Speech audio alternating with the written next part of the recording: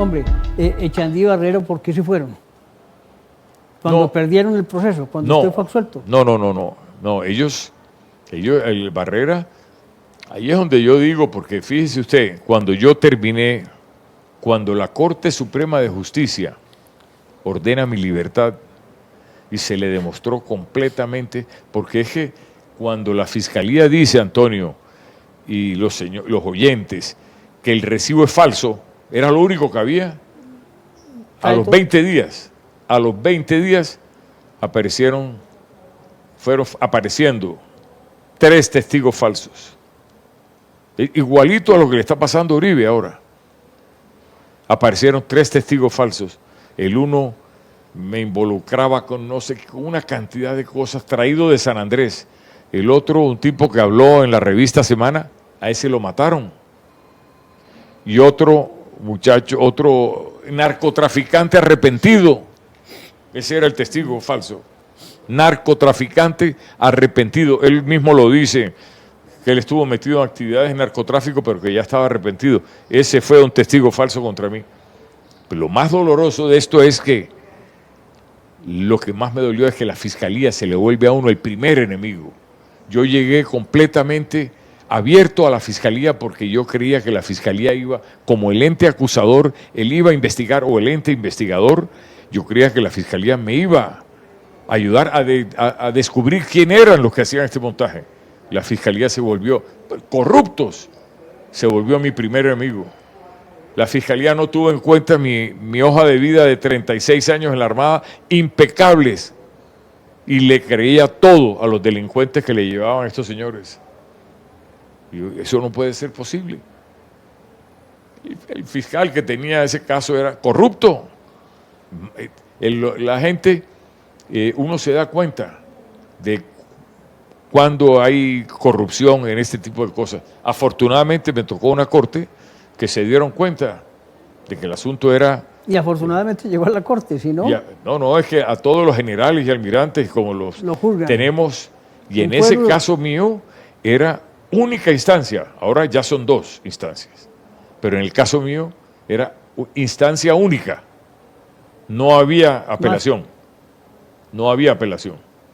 y resulta que los tres testigos falsos, uno lo mataron en Barranquilla, no se sabe quién, el otro aparentemente lleva 10 años perdido, me dicen que como el tipo lo desaparecieron. ¿Quién? No se sabe.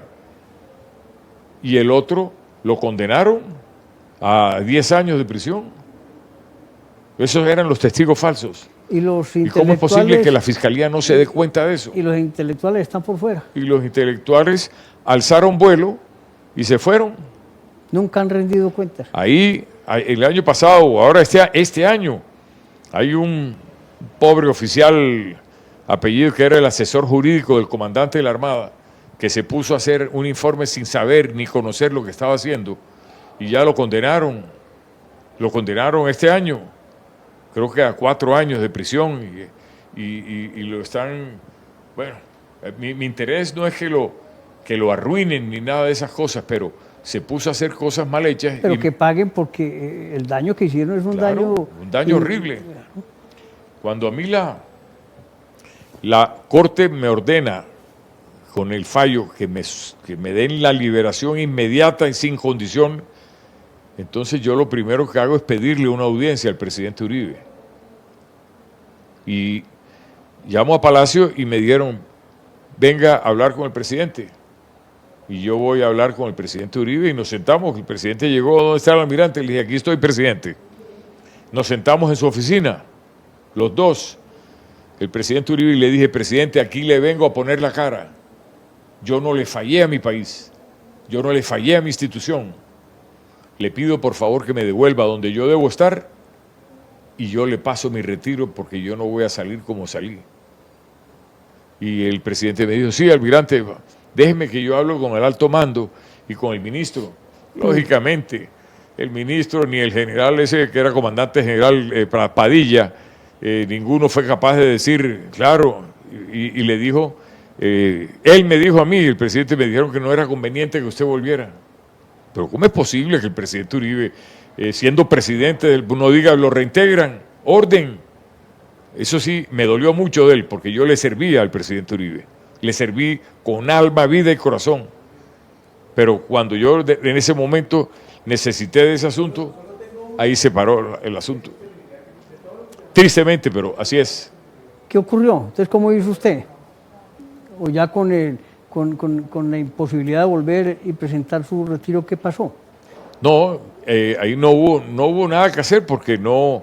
Yo traté, pedí, lógicamente que dentro de la condición jurídica había un recurso que ya se había vencido. Yo le pedí al nuevo ministro que reemplazó a Santos. Bueno, y es que, fíjese usted, Antonio, el asunto mío se volvió ya. Sale el presidente Santos, sale Santos del ministerio y Uribe le da el aval para ser presidente. Y entonces ahí yo quedé ya en ese, viene, se mete Santos de presidente, 8 años, ni siquiera 4, 8 años. Lógicamente, todas las cosas se bloquearon. En su fallo, la Corte Suprema de Justicia ordena investigar a Juan Manuel Santos y ordena investigar a ese tal almirante Barrera, ordena investigar a unas personas. ¿Dónde están las investigaciones? No se inició ninguna. Nadie supo qué pasó con la investigación de Santos. Pues, él después salió de ministro, llegó a ser presidente 8 años, ¿qué investigación le iban a hacer? Archiva, ¿no? Y lo mismo que con Barrera, con ese almirante Barrera, en la Fiscalía de Montealegre, con el que estaba de vicefiscal, que no me acuerdo quién era, un tipo también despreciable, no recuerdo cómo se llamaba, el que estaba con... También le cerró las investigaciones a Barrera. Nosotros pedimos que las reabrieran porque habían elementos nuevos para que pudieran investigar y no se pudo hacer nada. Hombre, mirate, esta es una historia escalofriante. La verdad es que a mí me duele, no por Colombia y no por usted, por su familia, que hechos de esos a un hombre bueno y digno. Me da hasta... Muchas gracias, Antonio. No sabe cómo le agradezco porque es triste recordar estas cosas tan duras que pasaron ya hace más de 15 años. Y pasan, siguen pasando cosas. Y siguen pasando. Y lo que yo digo es que, mire, lo que le están haciendo al almirante Uribe es exactamente lo que me hicieron a mí. Y testigos falsos. A mí me tenían el teléfono intervenido, a Uribe le tenían el teléfono intervenido. Y vean, después de casi 20 años absuelven al hermano del presidente. A Santiago, mire, a Santiago lo absuelven porque yo también estuve luchando y diciendo en las redes sociales que Santiago Uribe era un tipo inocente, toda la persecución era por él. Bueno, y a mí me pasó casi igual. Esa persecución mía fue cuando se olieron que de pronto Uribe me podía poner a mí de comandante. Y mire, en menor escala, pero más o menos similar. Pero yo estoy seguro que el presidente Uribe, que es el que necesita el país ahora, él va a renacer como el ave fénix. El país necesita un patriota como ese. Necesita que una persona con esa preparación política y con esa preparación que tiene el presidente Uribe para sacar adelante el país. Dios quiera, estas elecciones del 2026 son supremamente importantes y Uribe tiene una responsabilidad muy grande con lo que viene. Almirante, yo comparto con usted eso, pero me voy a retroceder un poco porque hay un dolor más grande, es el dolor de la familia, ¿no? Eso es una cosa ¿Qué pasó horrible con los hijos y con Catalina? Fíjese y le usted, digo Catalina porque somos amigos desde la universidad. Claro, mi esposa Catalina era casi compañera suya yo le llevo en derecho, añitos, pero sí eran compañeros en la Pontificia Javeriana aquí en Medellín. Bolivariana, perdón. Pero fíjese usted el dolor tan grande. ¿Por qué yo le preguntaba a mi esposa, comenzando el caso, Antonio, nos llega una carta de la Embajada Americana diciendo que nos quitaban la visa? Yo dije, pero ¿por qué nos quitan la visa? Les quitaron la visa Mis hijos tenían, el uno tenía 17, el otro tenía 16, y una niña que tenía 4 años, 5 años. ¿Qué tienen que ver ellos con eso? Nos quitaron la visa americana sin saber por qué. Yo le preguntaba a mi esposa, ¿por qué la embajada nos quita la visa? Era que resulta que uno de estos almirantes, Echandía, era el director de inteligencia y él estaba metido de cabeza con Él quería que ustedes lo extraditaran.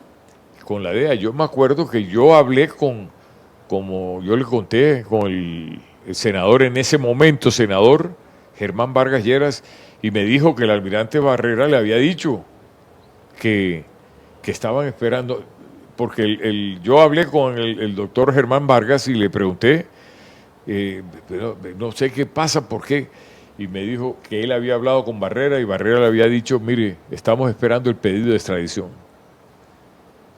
Lo que querían era extraditarme sin haber hecho nada. Cuando ellos vieron, cuando este tipo Barrera y Echandía y estas manzanas podridas que habían ahí, vieron que el montaje se cayó, entonces se fueron corriendo atrás de la embajada americana, de un embajador que se llamaba, no me acuerdo. ¿Era Silva o quién? No, el embajador americano aquí, que salió en la televisión a decir que los Estados Unidos estaban muy interesados en el caso de... Es más, hay una carta horrible del embajador norteamericano donde dice que yo fui juzgado y declarado culpable por un tribunal militar. Esa mentira la dice el embajador norteamericano en Colombia, que yo fui juzgado por un tribunal militar y declarado culpable, y la mandó para los Estados Unidos. Ya nos habían quitado la visa hace mucho rato, pero ese tipo de cosas, ¿de dónde salieron? Eso era estas manzanas podridas que le estaban dando esa información al embajador para evitar la responsabilidad de ellos ante el ministro y ante Uribe, que era el presidente. Eso fue lo que hicieron. Por eso Santos le dijo a varias personas que ya ahí estaba metida la embajada americana y la DEA. Tanto es que no era así, que mire, no pudieron ni siquiera hacer nada. Hubo un oficial de la Armada que estuvo metido en problemas con narcotráfico y estuvo preso en los Estados Unidos. Y resulta que cuando estaba el caso mío, que ya se había caído todo y se habían dado cuenta de que el asunto era un montaje, resulta que al muchacho lo cogieron y le ofrecieron, porque ese mismo joven oficial, cuando lo devolvieron de los Estados Unidos para acá, me contactó y me dijo, yo no lo conocía a usted, señor almirante, pero estando yo allá me dijeron, el fiscal o no sé quién, mire, le vamos a cambiar de identidad, le vamos a dar tanta plata y usted lo que tiene que hacer es declarar contra el almirante Arango H. Y el tipo le dijo, pero si yo, ¿cómo voy a declarar contra una persona que no conozco? Pero hasta allá llegó ese asunto. No. Eso es una infamia. Una infamia. Almirante, le hago una pregunta. El dolor sigue, me supongo, pero como todo el tiempo hace que se atenúen que se mitigue el dolor, ¿qué hay de su vida hoy? Como digo, el dolor de los hijos fue muy grande, el dolor de mi esposa. Yo cuando, aquí como estábamos acostumbrados y todavía, en esa época, en ese momento, los medios de comunicación se enteraron primero que yo de que me habían dictado medidas de aseguramiento. Y resulta que me llama, alguien me llamó y me dijo, no, salió Julio Sánchez en el radio y dijo, le acaban de dictar orden de medida de aseguramiento al almirante Arango. Yo no sabía, yo no tenía ni idea. Entonces yo fui, le dije a mi esposa, bueno, y a mis hijos, ahí está, me voy a conseguir un pequeño maletín y yo me voy a entregar. Yo hablé con el doctor Granados, Jaime Granados, y me dijo, vaya y preséntese en la fiscalía. Recogí mi maleta y le dije a mis 2 hijos, ustedes me acompañan a entregarme. Los 2 pelados jóvenes, el uno tenía 17 y el otro 15. y se fueron conmigo en el carro. Yo llegué a la fiscalía, me bajé con mi maleta y les dije a ellos dos que iban llorando. Uno cogió a golpes una pared y les dije, yo les voy a demostrar a ustedes que su padre es inocente. Ustedes no se preocupen, que yo les voy a demostrar. Y me entregué. Pobrecitos esos muchachos, pues llegaron llorando a la casa. Eso es un golpe muy grande. La niña chiquita tenía 3, 4 años, ella no se dio cuenta. Catalina, mi esposa, la bateaba de un lado para otro diciéndole que su papá estaba en Bogotá haciendo un trabajo y me la traían en vacaciones, me la traían aquí donde yo estaba en la escuela de infantería. Ese agradecimiento mío con el ejército fue muy grande, porque detalles que le doy, Antonio, en ese diciembre que yo pasé allá con el general Jesús Armando Arias Cabrales, el del Palacio de Justicia, y con el coronel Plazas Vega, Alfonso Plazas Vega, y yo, estuvimos los tres privados de la libertad, y ahí llegó el comandante del ejército y nos llevó una ancheta de regalo para que no estuviéramos, y nos hizo una visita. ¿Usted cree que mi comandante, ese tipo Barrera, me pidió que si necesitaba un cepillo de dientes? Porque él estaba comprometido en ese asunto. No fue capaz ni siquiera de preguntarme, ¿necesita un cepillo de dientes? ¿Y cuando salió qué le dijeron ellos? No, nada. Eso, ellos siguieron ahí.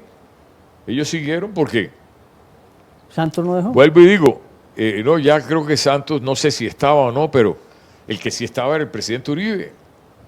Pero el presidente Uribe en ese momento, pues de pronto como que no escuchó lo que le dijo a la gente, no sé qué pasó, no sé. Pero ese tipo de Barrera terminó ahí hasta que salió Uribe. Y yo traté pues de pedirle a los ministros de defensa, pero ya eso no... Un tema que se volvió tan sensible. Pero le hice una pregunta ¿qué ha pasado después en su vida? No, afortunadamente yo dije, bueno, aquí lo que tenemos que hacer es nuevamente retomar las cosas buenas. Esta es una página, como le dije yo a mi esposa y a mis hijos, esta página la pasamos y la quemamos atrás. La quemamos atrás, aunque estamos haciendo hoy un recorderis terrible de lo que fue esa infamia, y eso fue un calvario, 28 meses de calvario. Pero esas páginas pasan atrás y las quemamos. Voy a poner el título, El Calvario de un Almirante. Más o menos. ¿Está bien o no? Eso fue un calvario. 28 meses luchando, de los cuales 18 meses detenido. Me privaron de la libertad de forma infame por la Fiscalía. La Fiscalía General de la Nación se volvió el primer enemigo, siendo que yo le daba todas las cosas a la Fiscalía claras, y era una persona transparente en mi vida. Él podía haber preguntado al fiscal que llevaba el caso. Después, el fiscal general, que era Mario Iguarán, después me dijo, yo no sé qué pasó con el fiscal. Claro, el fiscal general no tiene la capacidad de ver todos los casos, entonces él delega en los fiscales delegados ante la Corte. Pero ahí es donde viene el problema, porque yo hablé después con Iguarán y el fiscal Iguarán me dijo que él no sabía qué había pasado, pero que eso había. El fiscal Iguarán, después en la Corte, delante de los magistrados de la Corte Suprema, donde yo estaba en el proceso contra el doctor Luis Alfredo Ramos, que fui a acompañarlo, el fiscal Iguarán, que estaba ahí, pero ya como testigo, ya él había salido, le dijo a la Corte que él le pedía permiso para pedirme disculpas y perdón por lo que había pasado conmigo. ¿Cómo le parece? ¿Cómo le parece? El mismo persona que fue fiscal general de la Nación. Ahí está la grabación y ahí está el mismo vicepresidente del presidente Uribe, que era Santos. Pacho Santos. Allá fueron a visitarlo, allá fue Echandía y Barrera, le fueron a mostrar, a decirle que los apoyara. Y el mismo Francisco Santos dijo, ellos me vinieron a decir a mí que los apoyara en un asunto que era una maldad que estaban haciendo. Eso en una entrevista de la revista Semana lo dijo Santos. Y allá están. Dos sinvergüenzas de primera categoría, pero esa página hay que pasarla, Antonio. Esa página hay que pasarla. Yo me he dedicado a estar con mi familia, he estado asesorando a algunas empresas, estuve trabajando en el distrito de Cartagena como director de seguridad en Distriseguridad. He estado trabajando en parte, yo pertenezco a mi partido, que es el Centro Democrático, y trabajo por el partido en Cartagena. Y como digo, dedicado a mi familia en los primeros años a retomar todo y a dejar eso atrás, porque como le digo, es una tragedia horrible. En un momento dado usted está acá arriba y en un abrir y cerrar de ojos, Está abajo, clavado. Abajo. Clavado. Abajo, pero mire, como si usted hubiera sido la peor persona después de haberle dedicado mi vida a mi país y a mi institución por unas manzanas podridas que habían ahí. Tristemente, pero así es. Pero eso se, como les digo a mis hijos, para atrás ni para coger impulso, vamos para adelante siempre.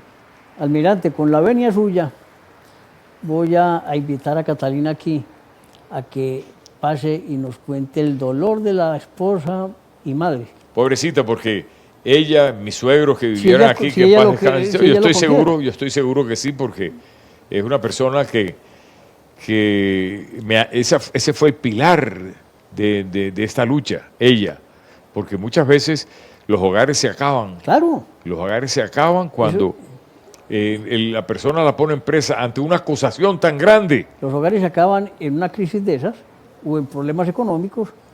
Exactamente. Y ahí es donde se muestra el talante de una mujer, mujer antioqueña. Y la mujer antioqueña que indudablemente, mire, ese fue el pilar monolítico que mantuvo el hogar. Ella y los hijos. Pues los hijos, yo se los he dicho, ahí tienen a su mamá, que fue la que realmente apuntaló este asunto mientras yo me defendía en Bogotá. Él a ella y el doctor Jaime Granados con el doctor David Espinosa y la oficina de Granados, que fue mi gran abogado. Bienvenida Catalina Jiménez, esposa, cónyuge del almirante Bachi. Catalina, yo te invito aquí como esposa que sufrió y que le tocó enfrentar con sus hijos toda una infamia contra el almirante. ¿Qué opina de toda esa historia? Gracias, Toño, por la invitación. He disfrutado mucho el recuento que hizo Gabriel. De todas maneras, sigue doliendo. Hay una parte que uno, indudablemente, como persona, le duele. Para mí ha sido especialmente difícil desligar, aunque para Gabriel fue muy fácil desde el principio, desligar lo que fue la Armada de eso. Para mí, al principio, el dolor era con todo el mundo. O sea, yo no entendía. Una rabia infinita. No, había ciertas personas de las que uno esperó un comportamiento distinto y no lo dieron, que por miedo, que por condiciones que uno dice a la edad en que estábamos, pues el miedo y eso. Pero bueno, esas son condiciones humanas. He ido superando esos resentimientos. Todavía hay gente que uno tiene que ver por ahí, porque de todas maneras nos movimos en el medio en Cartagena. Gabriel es el presidente de ACORE, de los oficiales retirados en la seccional de Bolívar. Entonces, de alguna manera tenemos que seguir viendo personas a las que de alguna manera uno evita, no tiene que precisamente confraternizar con ellos. Entonces, pero bueno, pero la página se logra pasar. Pero fue un dolor muy grande.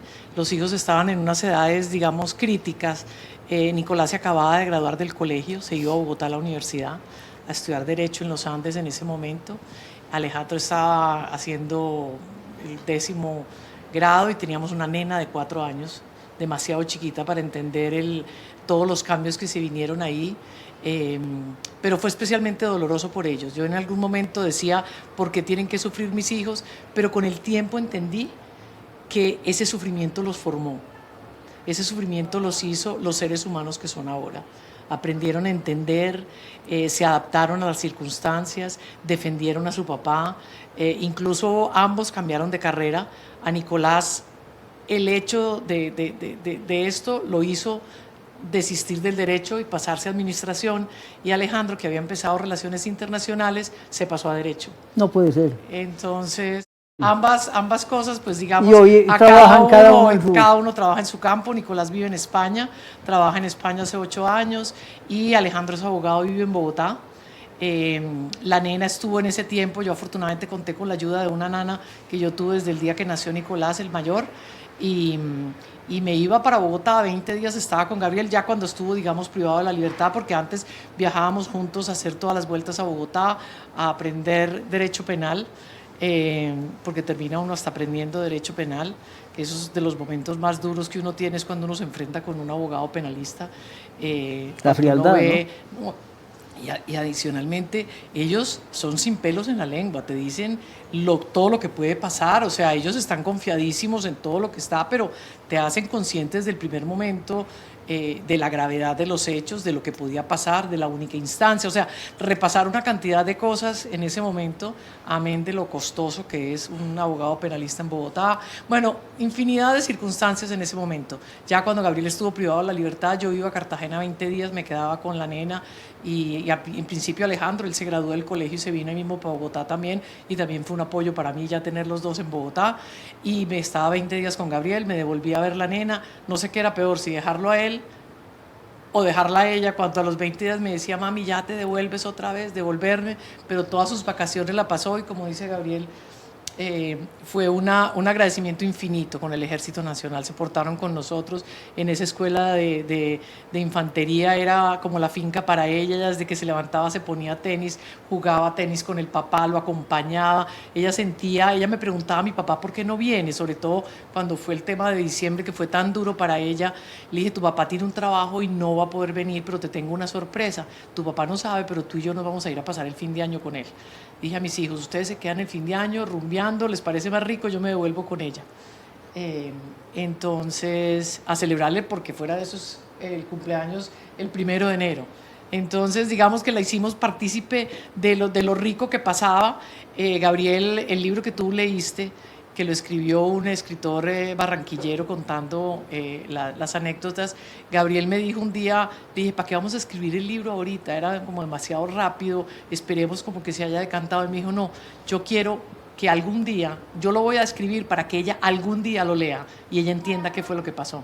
Y esa fue la intención de escribir el libro, para que ella pudiera leerlo en algún momento, ya grande. Es un desfogue emocional, ¿no? Claro, pero ya faltan ella la grande, mitad de las cosas en ese libro, faltan la mitad en de las ese cosas. libro falta, por eso yo te decía, falta el desenvolvimiento de todo lo que se vino después, todas las contrademandas con toda esta gente, pero ella algún día ya grande, ya tenía como 15 años, lo leyó, mucho tiempo evadió, yo como desde los 12 le dije, ya tú lo puedes leer, leámoslo, qué preguntas tienes, ya un poquito más adelante ya sí lo leyó, y porque ella, entre los 5 años y medio, cuando terminó todo y eso, ella decía, mami, a mí no me gusta ir a los centros comerciales con mi papá. Yo le decía, ¿por qué? Porque Gabriel entraba a Unicentro y parecía una vedette, todo el mundo le paraba, las señoras lloraban, la una le decía que rezaba, mami, ¿por qué la gente para y dice que rezó tanto por él? ¿Por qué lloran? ¿Por qué hacen todo esto? Ella, digamos que nunca, no alcanzó como a dimensionar en ese momento. Entonces ya, digamos, ya de 15 años, ya alcanzó a entender qué era todo lo que pasaba. Le dije, por eso es que a ti no te gustaba salir con tu papá, por todo esto, porque la gente, cuando ya tú lees cómo sucedieron todas las cosas, la gente se solidarizó mucho con él y todavía se acuerdan de él. No está en el libro, hombre.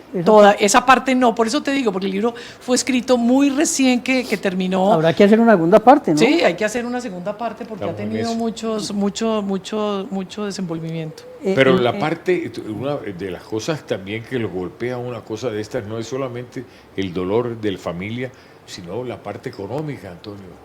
Nosotros no éramos unas personas, yo vivía de mi sueldo y uno con 2 hijos en la universidad, yo llegué a un momento en que le dije a mi esposa Catalina, no tengo plata ni para echarle gasolina al carro, porque el abogado, los pelados, eso, mire, un momento nos tocó decirle al abogado, cuando ya se empezaron a prolongar las cosas, que empezaron a aparecer los testigos falsos, que se empezó a complicar todo, Gabriel le dijo, doctor Granados, yo tengo 3 hijos para educar. Yo puedo perder, o sea, yo puedo gastarme lo que tengo, pero no puedo quedar debiendo. Y adicionalmente, una cosa que no has mencionado, que es una cosa supremamente, digamos, es inusual porque nunca ha sucedido en las fuerzas militares.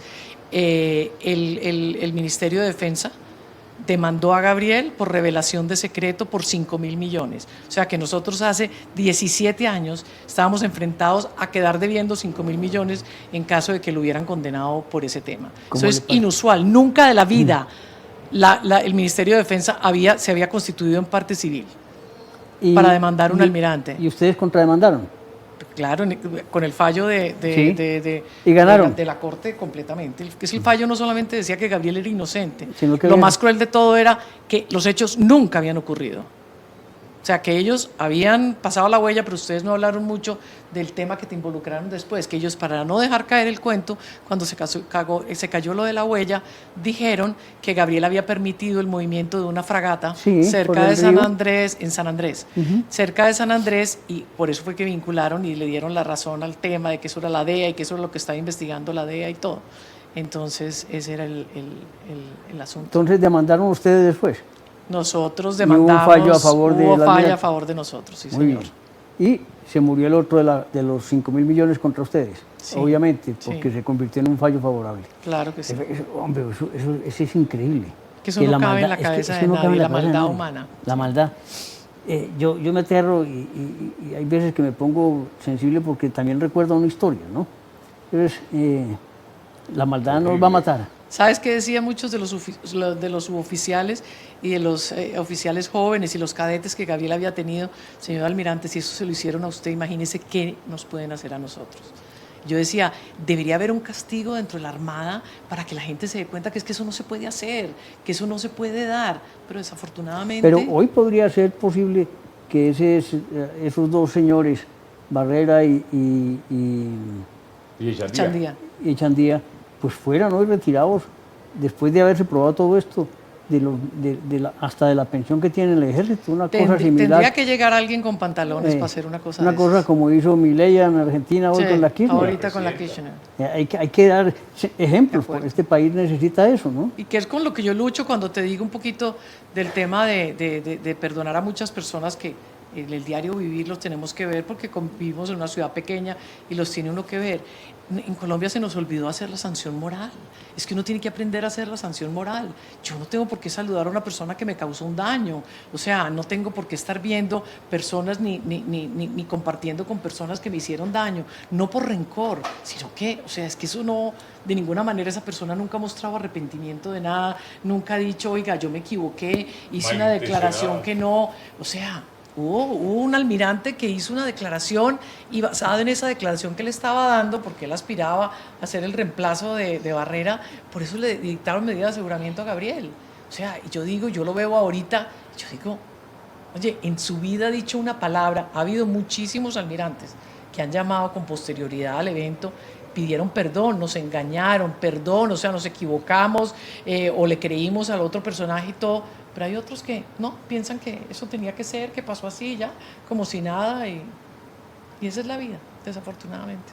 Sí, pero la vida no debería ser así, el deber ser no es ese, ¿no? No, lo importante es que a uno que le ganen en batallas y que ascienda primero que usted, todo eso es posible, pero juego limpio, ¿no? Pero nosotros pasamos la página en eso y quisimos que los hijos pasaran la página, que no hubiera rencor hacia la Armada, en realidad, porque como dice Gabriel, son unos malos hijos de la institución, pero no es la institución. Es más, él ahora trabaja muchísimo más con la institución que cualquiera de los otros dos que están por fuera, porque es el presidente de la Asociación de Retirados y nos vemos con todo el mundo y el apoyo que recibimos. Hace poquito le hicieron un homenaje hermoso en un velero, recién salió el fallo en el que condenaban al abogado este que se prestó a hacer un informe operativo, que lo habían condenado, como para resarcir eso, y eso nos llena el alma, y creo que los hijos aprendieron que en las fatalidades también se aprende, que uno sale adelante, y el Señor nos llevó de su mano y nos sacó de allá porque enfrentábamos un enemigo fuerte, grande,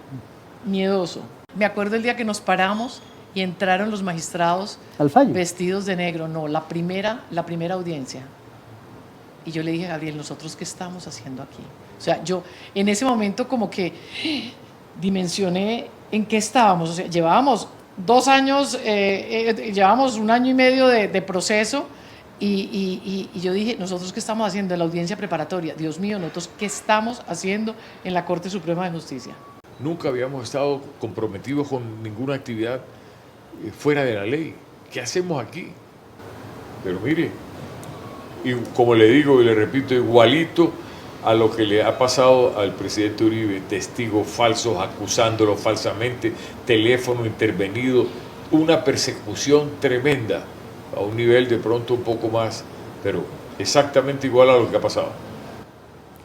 Esta es la historia de un dolor, la historia de una familia, la historia de un almirante a quien le rendimos honor y gloria. Muchas gracias, Antonio. No sabe cómo le agradezco poder darnos esta oportunidad de charlar con ustedes.